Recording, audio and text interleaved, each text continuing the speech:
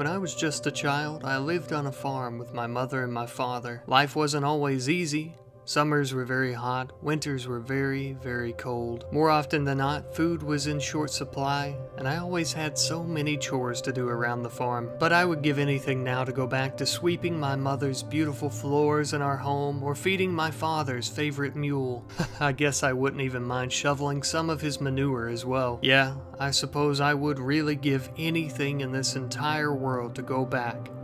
Back before they showed up at our door, 2 Marshal Service soldiers, one a captain and one a private, arrived at our family home one day. Growing up, my mother and father had always told me the Marshal Service was here to protect us and to keep us safe, but their red and black uniforms always frightened me as a child. They told my parents that they were here for me. I wasn't sure what they meant, of course, but my mother and father told them that they would not let them have me. The soldiers became very upset, and my mother and father attempted to fight with them.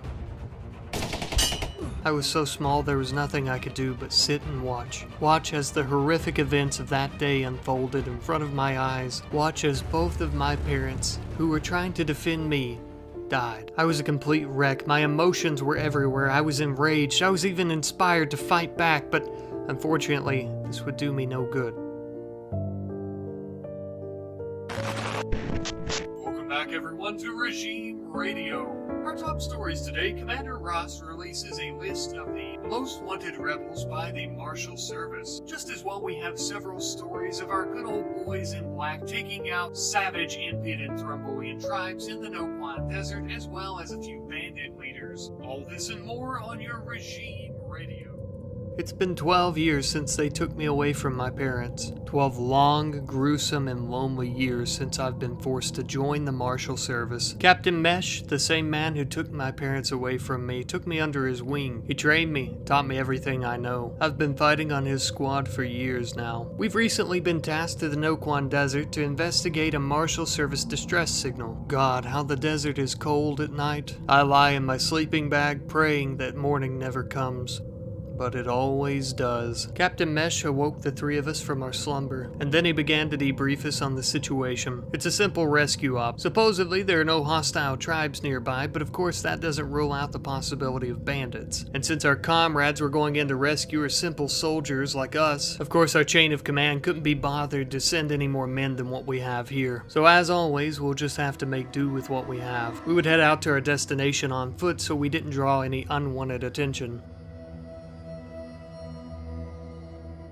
The Noquan Desert was an unforgiving hellscape, so it kinda makes sense how the bandits and these savage tribes thrive out here. Our journey through the desert would be very, very long and very tedious. I would definitely feel much cooler, comfortable, and a lot more relaxed if we could have drove out here instead of walking by foot, though a vehicle would only make us a much larger target. The bandits of this desert are always dying to get their hands on our hardware. It took a very long time, but we had finally arrived. The 4 of us cautiously approached the camp, and we could see the distress beacon. However, there was no one near the camp. It was completely vacant. Obviously, this was a massive red flag. I tried telling the captain that I felt like this was a setup, but he insisted that we check the tents and around the camp. But there was nothing, not even a drop of blood. Our suspicions would be confirmed as a shot rang out from some nearby hills. We were under attack. We couldn't see who was firing at us, but we began returning fire and attempting to retreat. As we ran, we got a better look at our attackers. They appeared to be Scavengers, or bandits. We couldn't see any markings or symbols, and besides, we hardly had enough time to look at them as we were running away. We were trying to provide ourselves with cover fire as we ran to some small hills nearby as well, and it was behind these small hills that we realized just what had happened to our comrades. Those sick bastards brought our comrades back here and slaughtered them like animals. This is no longer a rescue operation. This is survival. As the sun set here in the Noquan Desert, we continued our shootout with the bandits. Unfortunately, though, we were at a massive disadvantage, for the bandits live here. This is their home territory, and they knew it much better than we did, and they were well aware of that fact. They had knocked the sergeant to the ground, but he managed to get the strength to come back up and try to defend himself as well as Captain Mesh, but unfortunately, in the end, the bandits overtook the both of them. Unfortunately, during this time, we had our backs turned to them, and one of them was an Impid, and they began burning the battlefield, which unfortunately caught my corporal on fire as well. The 2 of us were displaced from one another. It was just me, all alone. My squad members were either dead or dying on the battlefield. And then finally, after hours and hours of fighting just like that,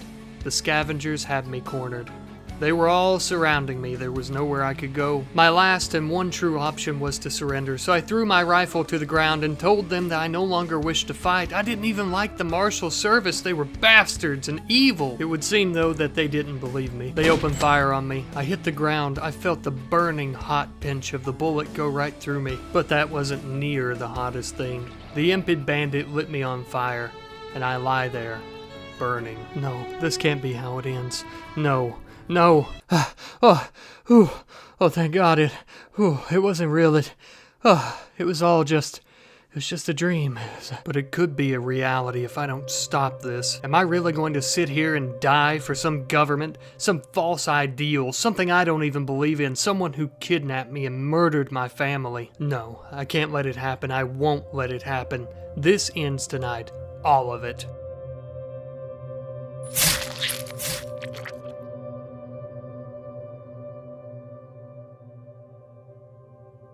And then that's how I ended up here, sir. Your men found me out in the Noquan Desert. I had nowhere else to go, no one else to turn to other than the Foundation. And you know, I honestly think I would make a really great addition to the Oak Foundation. I have the— Hey, wait, whoa!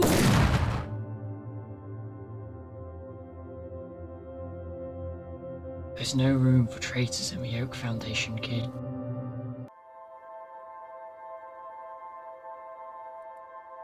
Ah, the Noquan Desert. A quiet, sandy place bustling with vibrant life. Some say it's the birthplace of civilization on Dehgom. And though that theory is wildly debated by historians, we can all agree on one thing. There are definitely people living here now. Well, would you look at that? It would appear that we've spotted some people now. The horrific weather conditions in the Noquan Desert make it almost impossible for people to thrive out here, yet people like these young scavengers here somehow manage to do it. Albeit because they rob and murder everyone that they get the chance to. Now, of course, not all of their victims are a bunch of goody two-shoes, just like not all scavengers are horrible murderers, but these scavengers definitely are. Speaking of which, it would appear that they're mounting their dromedaries, riding into the desert, no doubt, to see if they can find their next big score. Venturing out into the Noquan Desert, even with comrades, while mounted on dromedaries is a dangerous affair. Of course, this is nothing new to the scavengers, though. Besides, how else were they going to make better lives for themselves? As they continued their journey, they could see a small camp in the distance. However, as they approached, the smell of putrid meat filled their lungs. Upon further inspection, it appeared that these martial soldiers were camping out here. There were 4 sleeping bags with only 3 bodies that had several stab wounds. It was very odd. The scavengers decided to head out before lung rot sets in. Even some slightly damaged martial service armor isn't worth losing their lives, so they would need to continue looking elsewhere.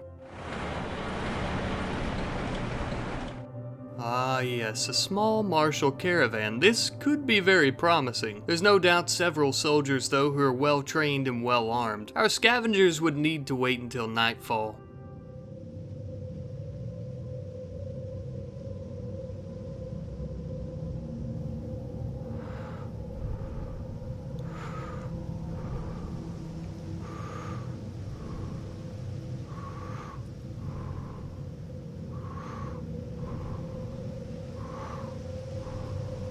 The scavengers are unsure on how to approach the camp. Their best bet's going to be to sneak around the side where the large truck is. The only issue with that is the guards in the front are most likely going to see them by the time they get there. Lucky for them though, sometimes the desert provides.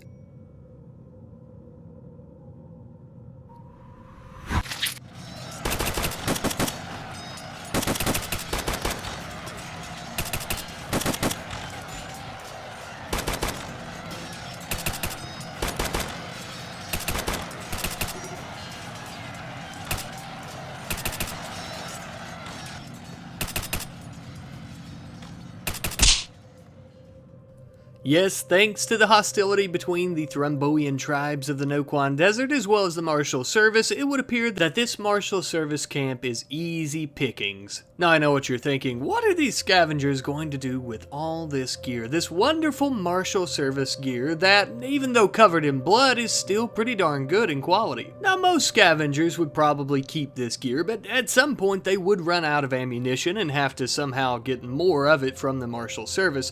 But regardless, these scavengers are not like other scavengers. For you see, these scavengers have ambitions. Not all scavengers want to continue scavenging in the Noquan Desert. Some of them want to go on and live different lives, do better and bigger things. These scavengers are no different, so they've decided to sell all the gear and vehicles and whatnot to the Oak Foundation. Besides, they don't have a dog in the fight between the rebels and the Marshal Service. They're just looking to make a little bit of money so they can better themselves. And they had just the plan in mind to better their situation, but first they would need to trek throughout the desert. Of course, as we've seen though, the Noquan Desert is a very dangerous place, so they're going to need to find somewhere to settle in for the night. Tucked away in this little canyon seemed nice and comfy, and of course they're going to need to build a nice warm fire as the desert gets very chilly at night. The three scavengers sat around the fire at night talking about all the things they were going to buy and how things were definitely going to change with their newfound silver. Shortly after awakening the next day, the three of them continued their journey out into the desert, and after a few hours of traveling, they were finally here. The Marshal-controlled slave mining town, known ironically as Impid's Rest. They explained to the local police they were there to make a purchase. The officer gave them directions to the constable's office in the center of town. On their walk to the constable's office, the scavengers couldn't help but note how dreadful and disgusting the town was. Horrible working conditions even for slaves. The scavenger leader, Big Daddy, entered the constable's office and then approached his desk. Sitting behind the desk was a handsome, rugged older gentleman with a yellow star pinned to his body armor. Big Daddy wasted no time paying the constable for one of his Impid slaves. The constable happily obliged and awarded Big Daddy with the slave known as Hoth. As the two of them began to leave the constable's office and head back outside with the other scavengers, Hoth was wondering and then began to ask, of course, what his new masters had in store for him. They explained that they've been scavengers for too long. They've been poor and downtrodden, beaten down for damn too long, but with Hoth's help, that would no longer be an issue. For you see, Hoth, my purple, overweight Impid friend, we are no longer going to be scavengers. No, we are going to be slavers.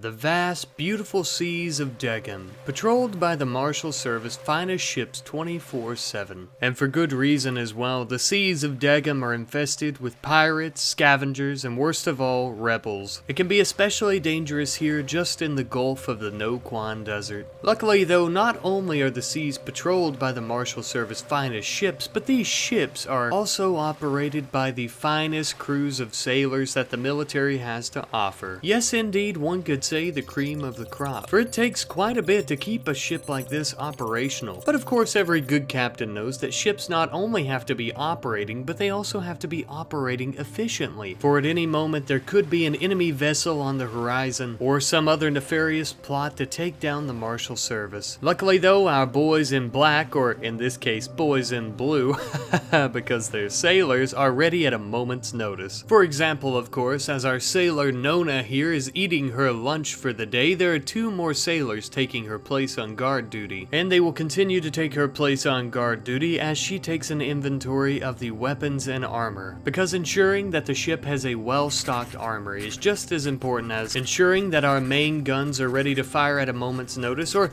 making sure that our anti-aircraft weapons are also ready at a moment's notice to protect the ship. Ah yes, true efficiency. It is an all-day task, and a sailor's job is never done. However, of course, with that being said, a good sailor is a well-rested sailor. And even our sturdy, efficient, distinguished Marshal Service sailors need to sleep at some point. Ah, yes, that's right, Nona. Go ahead and get yourself some rest. You have truly earned it today.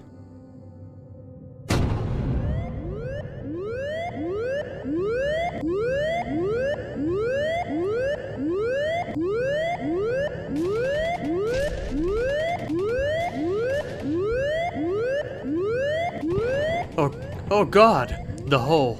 It's been breached. We're being boarded. Alright, Nona, just breathe. You've been trained for this. You need to make your way to the armory. We already know that it's well stocked. You and the other sailors need to equip armor and weapons to survive. After putting on our body armor and equipping any weapons that we can find, we need to make our way to the deck. We're going to need to make sure that our main guns as well as any auxiliary weapons are not damaged so we can defend ourselves. They appear to be fine from here, but we're going to need to...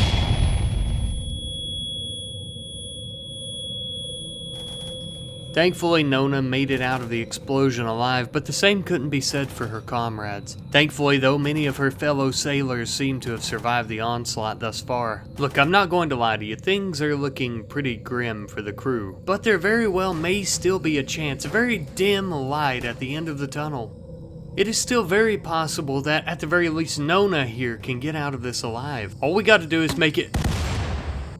Alright, maybe there is no light at the end of the tunnel. Maybe the only thing at the end of the tunnel is the rebellion, who coincidentally, it appears, have boarded this vessel and began taking us prisoner.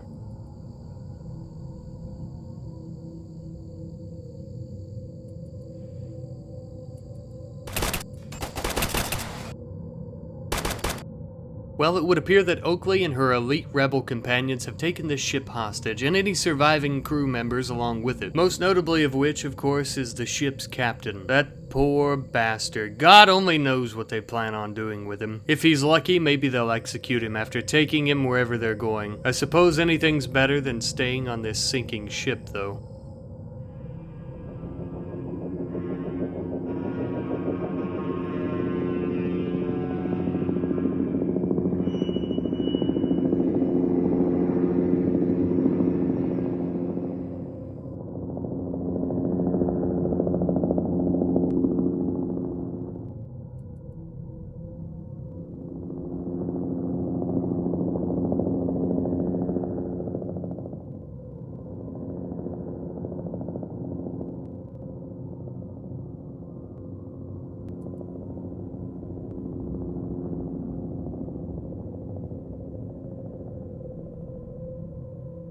Oakley and her rebel soldiers landed at the nearby Oak Foundation base in the Noquan Desert, and they were of course quickly greeted by none other than Lurkot himself along with his men. Oakley handed the captain over to Lurkot's men for safekeeping while the two talked. She explained that based on her mother's orders, Lurkot and the Oak Foundation are supposed to keep the captain here until further notice. Lurkot then asked what he should do with the other prisoners that were taken from the ship as well. Oakley stated that those prisoners were his to do with as he saw fit, just before re-equipping her helmet and getting back into her helicopter with her soldiers. However, of course, before the helicopter would leave, Lurkot already had a bright idea as to what to do with these martial prisoners. As has become something of a tradition here in the Noquan Desert, those who are captured are sold into slavery to any of the slavers wandering around this beautiful wasteland. And of course, these two low-ranking sailors would be no different. Off they go with Big Daddy and his crew to, well, quite frankly, wherever Big Daddy pleases. So is the way of the desert.